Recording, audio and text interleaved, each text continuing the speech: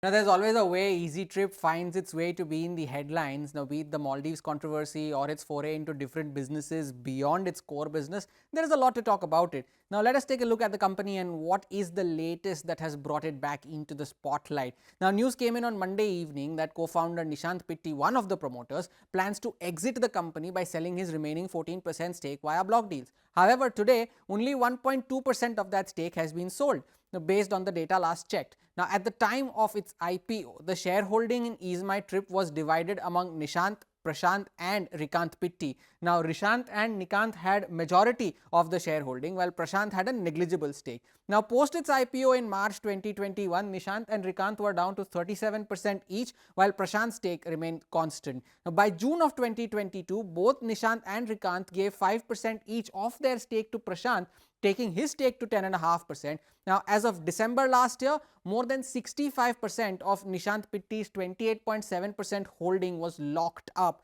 Now, come March this year, that was over and then came the selling. Now, in September, Nishant Pitti sold 14% stake in a block deal in what was an earlier plan to sell only 8%. Now, that fetched him a cool 920 crore rupees. Now, Pitti may have halved his stake, but who bought it? Did institutions buy it? Not really, because institutional shareholding in EaseTrip is nearly down to zero.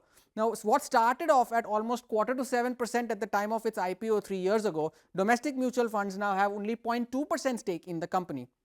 So, who's got the stock? No prizes for guessing here. Retail. Now, take a look at this. Now, similar to domestic funds, retail too started off at around 6% during its listing in March of 2021, and come December this year, that stake has gone up to 34%. So, retail investors technically own 1/3 of the company. Now, in absolute terms, there were almost 50,000 retail investors in EaseMyTrip during its IPO, and that number has gone up to almost 10 lakh by the end of December this year. Now, in January, EaseTrip had suspended bookings to Maldives following a diplomatic row, on a move that was later reversed in October. Now, however, during this period, the number of retail shareholders in the stock has doubled. The EaseMyTrip has on numerous occasions dangled this bonus issue carrot to keep the retail flock interested. It announced a bonus issue in February of 22, another one in November, during which it also announced a stock split, and another bonus issue came in as early as October and November of this year. But have financials matched up to that? Not quite, because the profit at the end of FY22 stood at 24 crore. That number is still at 26 crore after making a peak of close to 50 crore. Now, EaseMyTrip has also been in the news for its interests other than its core business, because earlier this year, Nishant Pitti, along with SpiceJet chairman Ajay Singh, submitted a 1600 crore bid for the now defunct Go First. Pitti withdrew from this bid in his personal capacity in May, saying that he wanted to focus on the long-term vision of the company. Now, the company also announced plans in September to foray into manufacturing electric vehicles. A travel company making EVs would leave many question marks, but the kind of market that we were in back then, the stock went up 11% post the announcement, only to fall 6% the next day.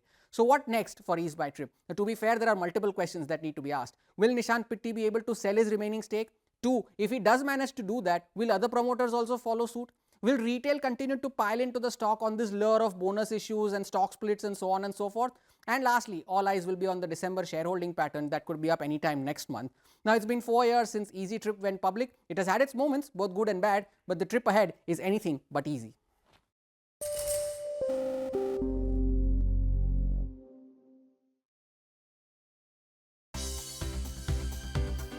For more news and updates, all you need to do is follow CNBC TV 18 on all of our digital platforms.